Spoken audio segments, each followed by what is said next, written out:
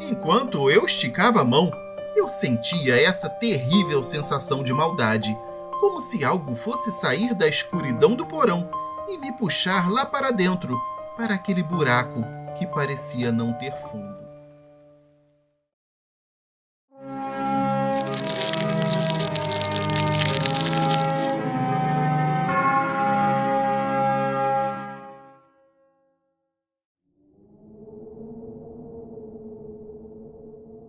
Saudações. O meu nome é Rodrigo, e o que eu posso dizer sobre mim é que eu sempre acreditei em espíritos, fantasmas e outros seres fantásticos. Tinha convicção de que, se algum dia eu me encontrasse com algum ser sobrenatural, eu não me assustaria muito.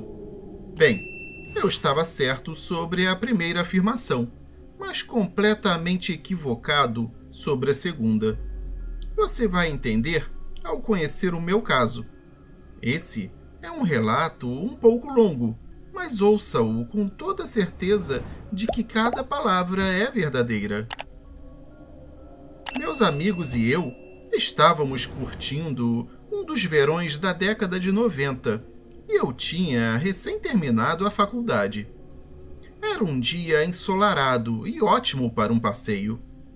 Alguns desses meus amigos e eu decidimos dar umas voltas nas estradas que não são muito utilizadas por aqui.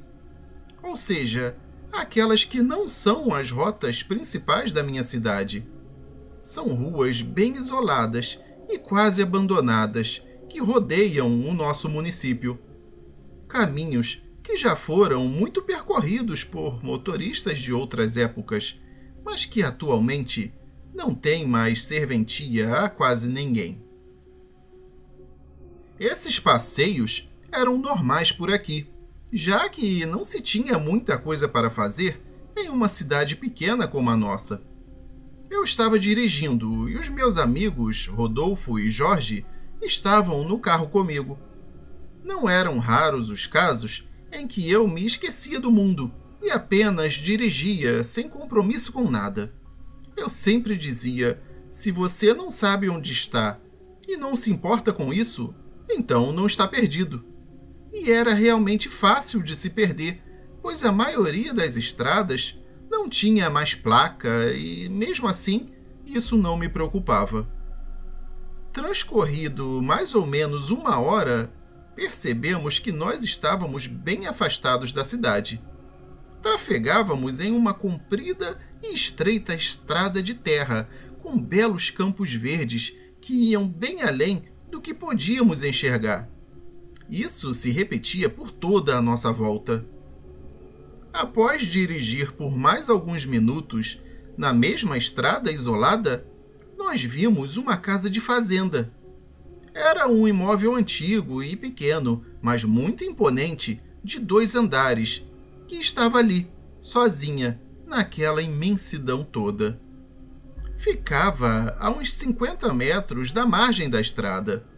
O mato em volta da casa estava bastante alto, por isso quase que não dava para ver o acesso da entrada principal do local. Eu estava bastante curioso, então guiei o carro até bem perto dela. Resolvi investigá-la, já que parecia abandonada e não tínhamos nada melhor para fazer naquele momento. Encostei o carro e, enquanto eu ia caminhando para mais perto da casa, fui notando melhor os seus detalhes. O varandão da frente estava quase que intacto e a porta principal estava pregada com tábuas grossas e pesadas para prevenir a entrada de algum intruso. Apenas algumas das janelas estavam inteiras. A maioria tinha seus vidros quebrados.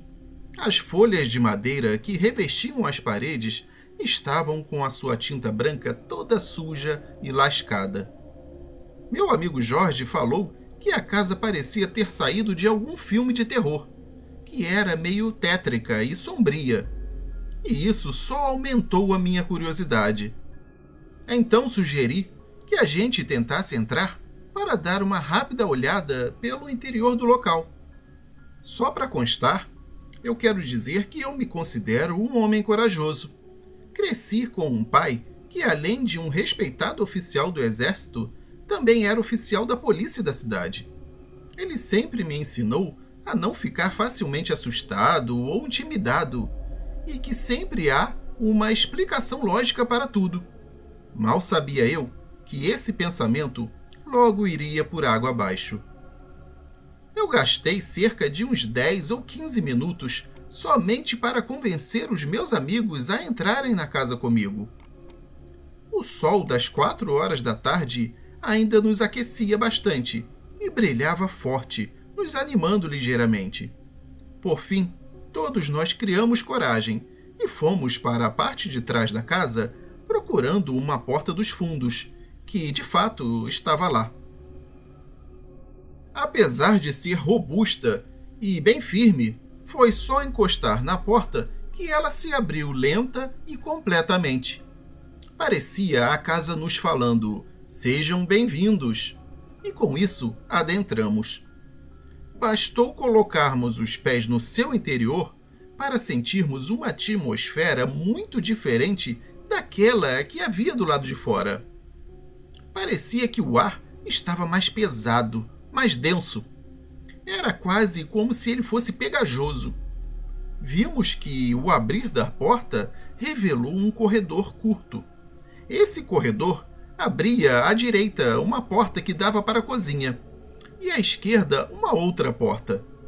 Ela estava estranhamente posicionada, ficava de um jeito que você tinha que passar por ela para poder movê-la, pois ela fechava a passagem do corredor assim que se abria. Quando todos nós passamos por essa porta, eu a abri para ver o que ela escondia. Havia um porão assustador e muito gelado por trás dela.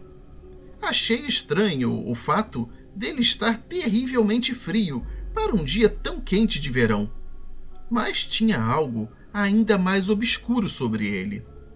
A escada que descia para o seu interior tinha sido arrancada ou quebrada depois do terceiro degrau de cima para baixo. Era um local realmente muito escuro, porque não tinha nenhuma abertura ou entrada de ar nele. Eu não conseguia nem ver o chão, devido à completa escuridão. Dava até a impressão dele não ter fundo. Entretanto, eu estava mais interessado nos outros cômodos da casa. Por isso, eu não dei muita importância para ele naquele momento. Fechei a porta firmemente, girando e encaixando a trava de um grande trinco de ferro. Esse é um fato importante para ser lembrado mais tarde. Enquanto passávamos pela cozinha e íamos para a sala de jantar, que depois abriria para a esquerda em direção à sala principal da casa, que dava para a frente do imóvel, nós notamos mais uma coisa bem estranha lá dentro. A residência estava toda mobiliada. Havia mesas, cadeiras, poltronas, sofá e até um velho piano. Meus amigos ficaram ainda mais temerosos e insistiram para eu ir embora, falando que tinha gente morando lá ainda. Eu falei que tinha muita poeira no piso de madeira e as nossas pegadas eram as únicas. Parecia que ninguém caminhava por ali há pelo menos um século. Apesar disso, eles estavam com uma sensação muito ruim. Eu continuava curioso, então falei que iríamos embora assim que visitássemos o segundo andar. E foi dessa maneira que a coisa começou a ficar verdadeiramente bizarra. A soleira da escada ficava bem em frente à porta da entrada principal da casa. Nós subimos e acabamos chegando em um corredor estreito com 4 portas, 2 de cada lado, e sendo que 3 estavam fechadas. Eu abri a primeira da direita e entrei, enquanto os meus amigos foram ver as outras. Esse quarto, escolhido por mim, estava na parte frontal do imóvel. Estava bem iluminado por 2 janelas bem grandes. Não havia quase nada no quarto, exceto uma mesinha de cabeceira. Estranhamente, tinha ao lado dela um grande buraco no chão. Era mais ou menos do tamanho de um pneu de carro. era possível ver claramente o primeiro andar através dele. Eu, cuidadosamente, me ajoelhei para observá-lo mais de perto. E foi aí que algo terrível aconteceu. O ar ficou carregado por uma energia tão ruim que quase não dava para respirar. E eu fiquei com uma sensação angustiante de que eu não estava ali sozinho naquele momento. Então eu ouvi um ruído que eu nunca vou esquecer. Um som que parecia vir da soleira da escada por onde tínhamos acabado de passar. Só de lembrar agora, a minha pele e os pelos do meu corpo se arrepiam inteiramente. Começou com um som estranho, parecido com um bocejo, mas que foi se modificando. Sei que é meio difícil de explicar, mas ele se transformou numa espécie de gargarejo gutural que aos poucos foi ficando mais alto e agudo. Minhas mãos e pés gelaram na mesma hora, e o meu coração parecia que ia explodir dentro do meu peito. O grito durou cerca de uns 5 segundos, e então parou, ecoando por toda a casa. O medo se multiplicou rapidamente em mim, fez-me levantar e sair correndo para fora daquele quarto o mais rápido que eu podia, como se fosse um raio. Quando eu saí, dei de cara com os meus 2 amigos, que, pelas suas expressões faciais, ouviram a mesma coisa que eu.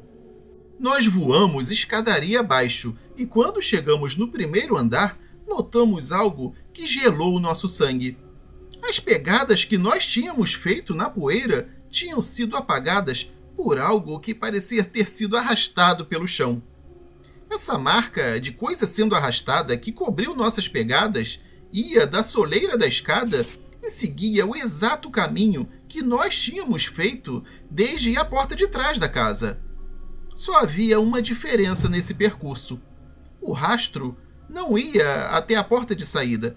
Ele ia até perto dela, mas parava na altura da porta do porão, que, apesar de eu tê-la trancado bem firmemente, agora estava totalmente aberta. Eu estava quase chegando aos prantos. Eu sentia um pavor indescritível dentro de mim. Tinha medo e relutava em alcançar a maçaneta da porta do porão para fechá-la, já que a mesma estava bloqueando a nossa única e tão necessária saída.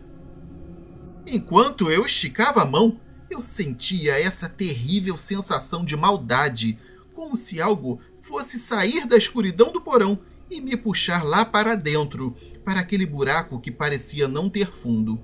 Eu soluçava e choramingava, feito um filhote recém-nascido de cachorro, enquanto, com muito sacrifício, eu fechava a maldita porta e saía correndo pela passagem que dava acesso ao exterior da casa. Eu nem parei para ver se os meus amigos estavam vindo atrás de mim. Tudo o que eu queria era chegar logo no meu carro. Ainda por cima, eu estava morrendo de medo do meu carro não pegar, como acontece nos filmes de terror. Mas graças a Deus, ele pegou de primeira, e assim que eu engatei a marcha e os meus amigos pularam dentro dele, eu voei de lá como se as nossas vidas dependessem disso. E é bem possível que dependessem mesmo.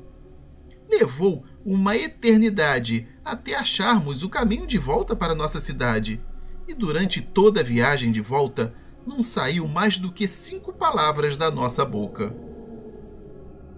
Nós raramente falamos sobre isso, mesmo agora, já depois de tanto tempo. Eu cheguei a comentar com algumas pessoas no passar dos anos, e ninguém realmente acreditou em mim. Alguns dos meus amigos tentaram me fazer levá-los para o lugar e mostrar a casa, mas eu acho que eu não poderia encontrá-la de novo, mesmo se eu quisesse. Eu só sei que aquele foi o pior lugar que eu já estive em toda a minha vida.